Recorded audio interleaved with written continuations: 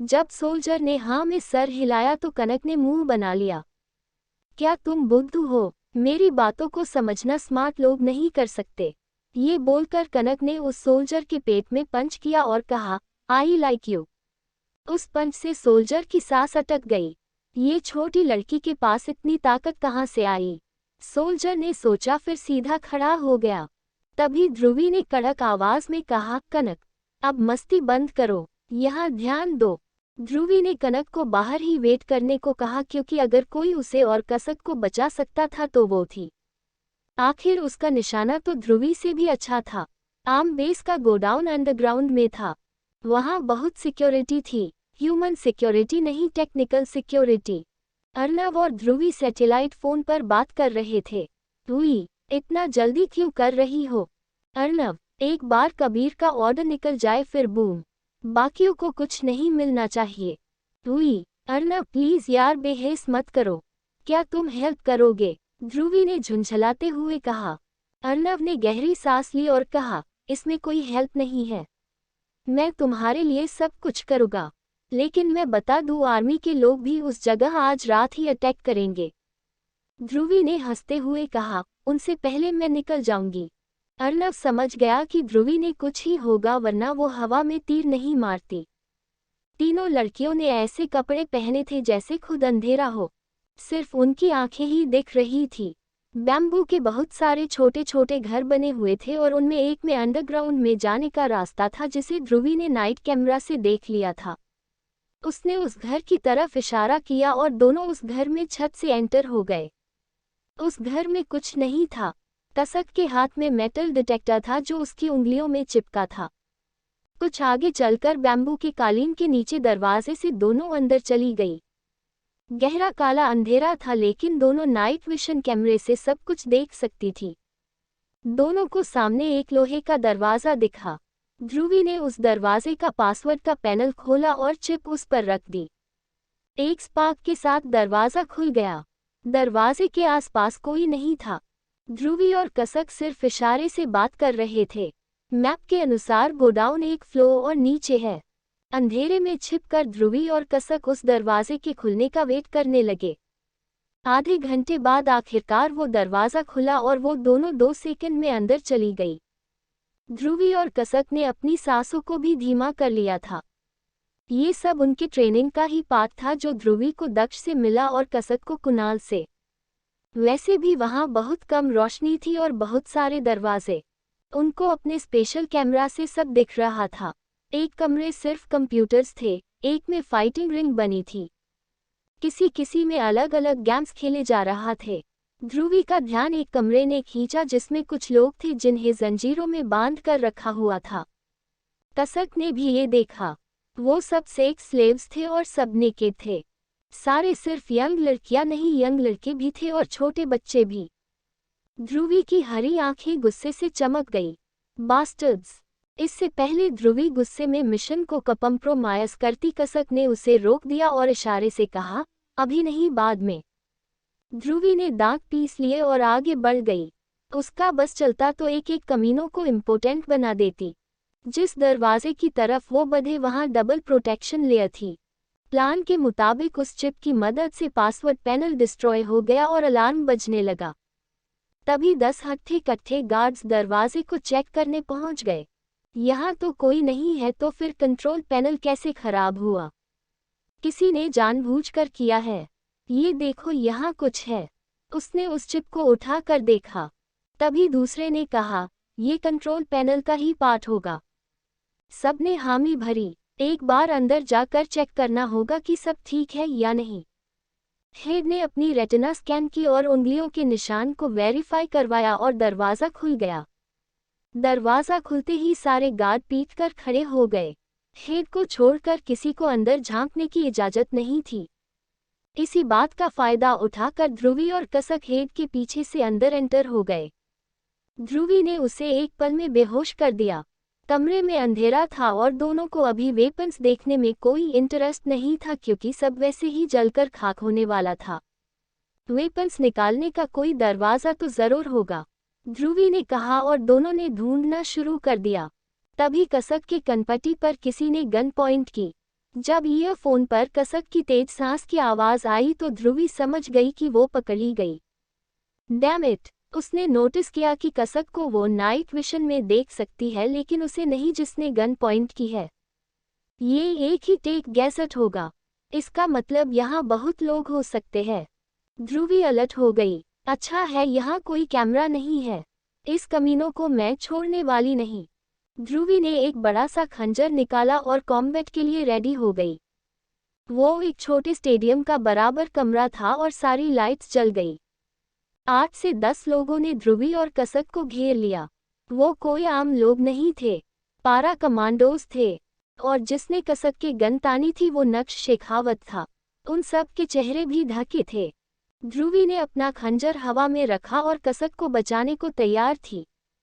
10-20 लोगों को तो ध्रुवी अकेले ही हरा सकती थी, लेकिन लाइट की वजह से ध्रुवी ने सबको देखा और फिर उनके यूनिफॉर्म की बाह पर लगा बैज देखा जिसमें 2 पंख और एक तलवार थी और उस पर लिखा था बलिदान।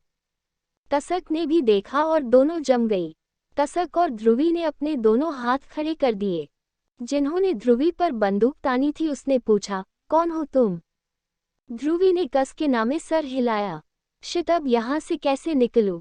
अर्नव के सामने तो बड़े एटीट्यूड से टशन मार कर यहाँ आई लेकिन ये लोग तो पहले ही अंदर आ गए। जरूर ये सब वही दरवाजे से आए होंगे जिन्हें हम ढूंढ रहे थे। नक्श ने कसक पर दूसरे सोल्जर को लगाया और खुद ध्रुवी के सामने खड़ा हो गया। ध्रुवी को लगा कि ये कोई हेल किंग जो अपनी परछाई में उसको को निगल जाएगा। उसके होठ सूख गए, लेकिन वो उसे लिख भी नहीं कर सकती। नक्श की डरावनी आवाज आई, आइडेंटिटी। ध्रुवी के पैर कांप गए। वो किसी से नहीं डरती लेकिन ये कुछ ज्यादा ही डेंजरस है। अचानक उसके मुंह से निकल गया, जय हिंद। सभी सोल्जर्स की भावें सिकुड़ गई। कसक ने भी घुटनों पर बैठे हुए कहा, जय हिंद। ये भी लड़की है, सबने सोचा। नक्श ने ध्रुवी को देखा और फिर उसकी नजरें नीचे जाने लगी। ध्रुवी ने उसके मूवमेंट्स देख लिए और गुस्से से बोली, यू परवर्ट, नीचे नहीं मेरा चेहरा देखकर बात करो। नक्श ने नजरें फेर ली। सचमुच वो वही कर रहा, परवर्ट वाला काम। ध्रुवी ने हाथ नीचे किया और कहा, अगर आप सब इस बेस को डिस्ट्रॉय करने आए हैं कर लो, मुझे कुछ और काम है। ध्रुवी हिली ही थी, सारी बंदूकें उसकी तरफ पॉइंट हो गई। अरे मैं इंडियन हूँ, बस मैं आर्मी में नहीं, क्योंकि इतने डेंजरस काम के लिए आर्मी लेडीज को नहीं भेजते तो मैं खुद अपनी बहन के साथ आ गई। फिर कसक को देखते हुए, है न सिस्टर? कसक ने अजीब टोन में कहा, ये सिस्टर, और आप मेरी सिस्टर को तंग मत करो। बोल। ध्रुवी ने विप निकाला और कसक को अपनी तरफ खींच लिया। नक्श शांत था और दोनों के कपड़ों को ध्यान से देख रहा था। वो पूरा बुलेट प्रूफ सूट था जो कहीं नहीं मिलेगा। तुम क्या करने जा रही? नक्श ने पूछा। वो वहाँ एक रूम है, वहाँ कुछ सेक्स स्लेव्स है, उन्हें आज़ाद करवाने। आप लोग यहाँ कंटिन्यू करो, लेकिन मुझे रास्ता बता दो जहाँ से आप सब आए हैं, नहीं तो हम मर गए तो इस दुनिया से सुंदरता खत्म हो जाएगी। ध्रुवी ने बाहें फैलाते हुए कहा। सब कसक का उल्टी करने का मन हो रहा था। हुई दी कितनी घमंडी है। नक्श ने कहा, मैं चलूंगा, ये छोटी लड़की मेरे साथियों के साथ काम करेगी। ध्रुवी ने एक कदम आगे लिया और नक्श के करीब पहुंच गई और बोली, बाहर 9 गार्ड्स है और तुम हमारी तरह शैडो में नहीं छुप सकते। मतलब? नक्श ने पूछा और अगले ही पल कसक ने वही चिप को लाइट पैनल पर फेंक दिया और लाइट्स चली गई। तभी ध्रुवी ने कहा, ऐसे। अगले ही पल, इससे पहले ध्रुवी गायब होती, नक्श ने उसका हाथ पकड़ लिया और कसक को दूसरे सोल्जर ने। आखिरकार दोनों लड़कियों को हार माननी पड़ी और ध्रुवी और नक्श बाहर गए।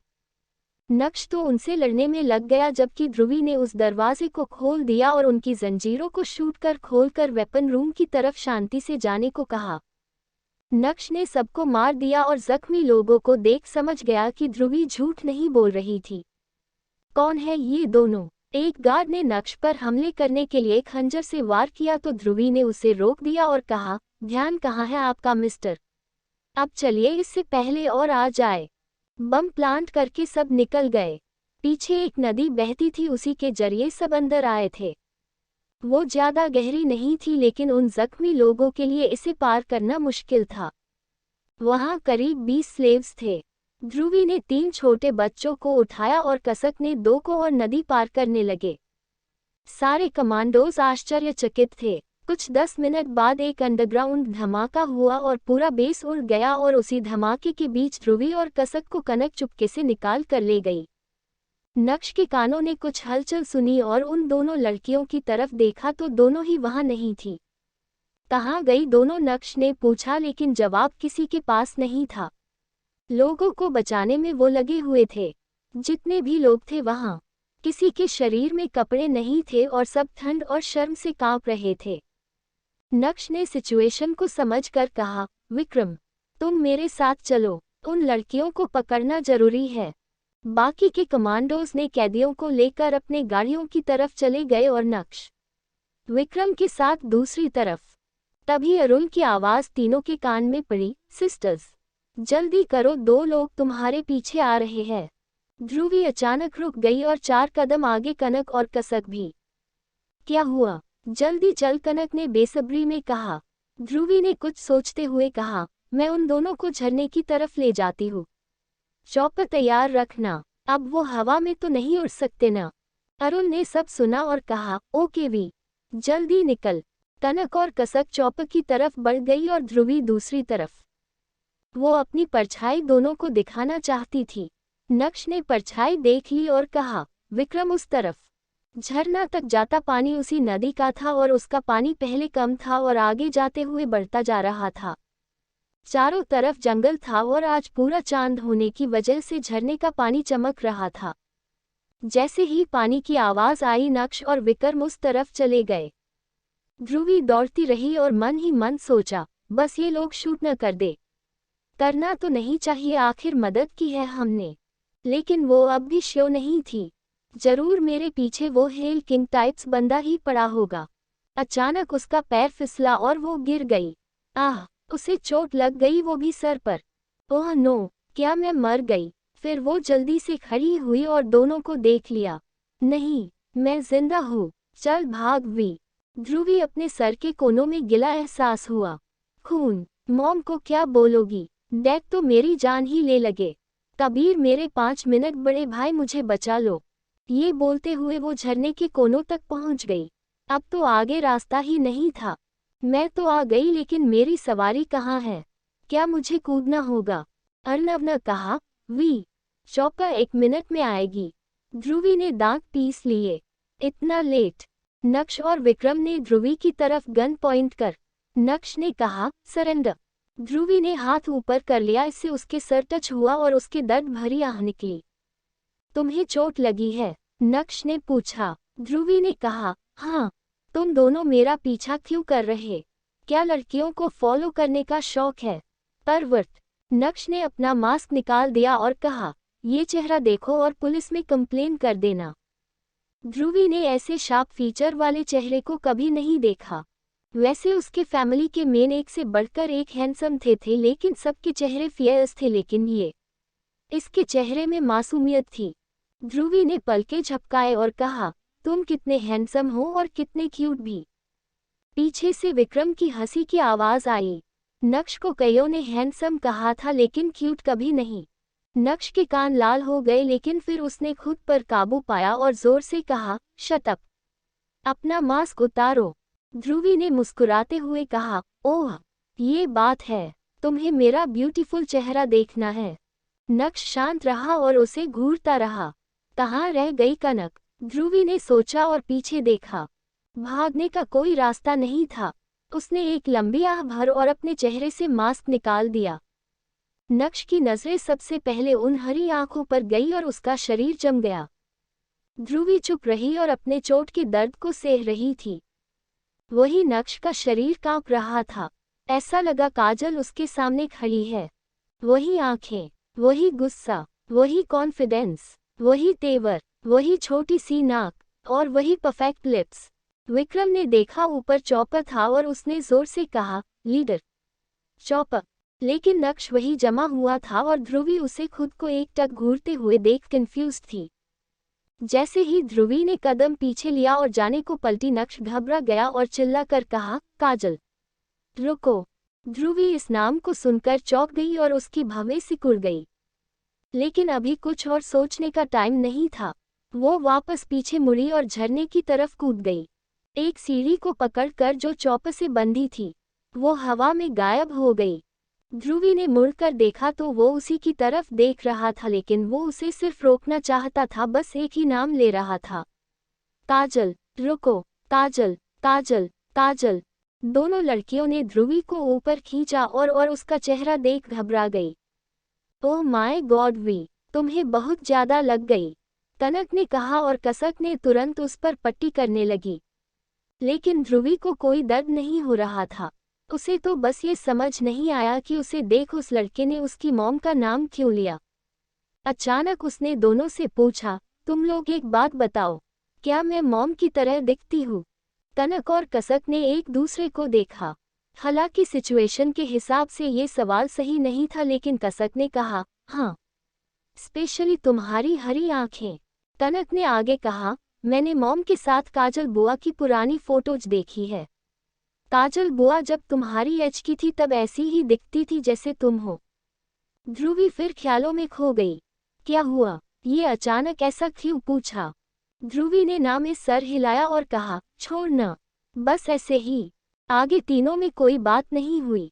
वही नक्श चौप को जाते हुए देख उसके पीछे जाना चाहता था, लेकिन वो उड़ तो नहीं सकता। विक्रम ने उसे रोका और पीछे खींचते हुए कहा, लीडर क्या कर रहे हो? अगर गिर जाते तो? नक्श को अब होश आया और उसने अपना सर झटकते हुए कहा, तुमने उस लड़की का चेहरा देखा? विक्रम ने हाँ में सर हिलाया। नक्श ने अपना फियर्स लुक वापस पाया और मास्क पहन लिया और विक्रम से कहा, उस चेहरे को भूल जाओ, इसे मैं पर्सनली इन्वेस्टिगेट करना चाहता हूँ। विक्रम ने हाँ में सर हिला दिया। अपने लीडर का ऑर्डर कोई नहीं टाल सकता। अगली सुबह तमिलनाडु, चेन्नई, एक तमिलियन स्टाइल का घर। वहाँ एक छोटा सा परिवार रहता था, पति, पत्नी और उनका 15 साल का बेटा। आज संडे था और कार्तिक चादर के अंदर घुसे आराम से सो रहा था। उसकी नींद टूटी जब उसका फोन बजा। पहले तो कार्तिक ने अपने कान बंद कर दिए और अचानक उसे कुछ याद आया और वो तुरंत उठकर बैठ गया। थोड़े लंबे घुंघराले बाल और गोरा रंग। उसकी लंबाई 6 फीट की थी और गठीला शरीर। उसे देख ऐसा लगता था कि वो रोज बहुत एक्सरसाइज करता होगा। कार्तिक ने जल्दी से फोन उठाया तो देखा कि उसे कॉन्फ्रेंस वीडियो कॉल आ रहा था। कॉल में 2 लोगों का नाम देख उसने जल्दी से अपने बाल ठीक किए और फोन उठा लिया और कहा, गुड मॉर्निंग ब्यूटीफुल लेडीज। दूसरी तरफ काजल और किंजल थे और दोनों साथ में कहा, happy birthday Kartik. Thank you बुआ। काजल ने पूछा, तो बताओ क्या गिफ्ट चाहिए? किंजल ने भी यही सवाल किया। कार्तिक ने होठ सिकोड़ते हुए कहा, क्या बुआ, बर्थडे है तो क्या, अब मुझे गिफ्ट नहीं चाहिए, मैं बड़ा हो गया हूँ। मैं चाहता हूँ आप दोनों मुझसे मिलने आए, बस। किंजल ने मुस्कुराते हुए कहा, तो अपने अप्पा को बोलो हमारे लिए टिकट्स बुक कर दे, हम आ जाएंगे। कार्तिक खुशी से खड़ा हो गया और कहा, सच में? तभी काजल ने कहा, तुम क्यों नहीं आ जाते, अपने कजिन्स से भी मिल लेना। गुड आइडिया, मैं अभी अप्पा को बोलता हूँ। बाय बुआ, I love you. Kartik fresh होकर नीचे गया तो देखा उसके अप्पा और अम्मा किचन में साथ काम कर रहे थे। उसकी अम्मा उसके अप्पा का चेहरा देख जोर जोर से हंस रही थी, क्योंकि उनका चेहरा आटा से ढाका हुआ था। हर बर्थडे में उसके अम्मा अप्पा मिलकर उसके लिए खाना बनाते। उन दोनों के कभी अपने माता पिता का प्यार नहीं पाया, इसी वजह से वो दोनों अपने कार्तिक को वो सब कुछ देना चाहते थे जो उन्हें नहीं मिला। ये बात कार्तिक बड़े होते होते समझ गया था। अम्मा, अप्पा, आप लोग क्या बना रहे हैं? कार्तिक ने कहा और किचन में चला गया। तभी रामा ने कहा, तुम्हारे अम्मा मुझे बना रही है। इस पर कार्तिक और प्रिया दोनों और हंसने लगे। प्रिया ने किचन टॉवल से रामा का चेहरा साफ किया और उसके दोनों गाल पिंच करते हुए कहा, तुम इतने क्यूट क्यों हो? फिर दोनों ने कार्तिक को बर्थडे विश किया। डाइनिंग टेबल पर कार्तिक ने कहा, अप्पा मुझे मुंबई जाना है, मैं दोनों बुआ से मिलना चाहता हूँ, और बाकी सबसे भी। रामा और प्रिया ने एक दूसरे को देखा। फिर रामा ने कहा, ओके, चलेंगे। कार्तिक ने झट से कहा, आज ही। लेकिन बेटा, पहले वहां सबको बताना होगा न कि हम लोग आ रहे हैं, कहीं वो खड़ूस बॉस नाराज न हो जाए। रामा ने कहा, प्रिया, ऐसा मत बोलो, वो मेरे बॉस है। प्रिया ने आंखें घुमाए और खाना खाने लगी और कार्तिक हंसने लगा। रामा ने टिकट्स बुक किया और शाम तक तीनों मुंबई के लिए निकाल गए। सिंघल पैलेस। ध्रुवी अपने कमरे में थी। किसी को उसकी चोट का पता नहीं चला क्योंकि उसे उसने अपने बालों से छुपा लिया था। प्राइवेट प्लेन से रात में ही वो वापस मुंबई आ गई और चुपचाप अपने कमरे में चली गई। थकावट से नींद आनी चाहिए लेकिन रात की बातों को याद कर उसकी आंखों से नींद गायब थी।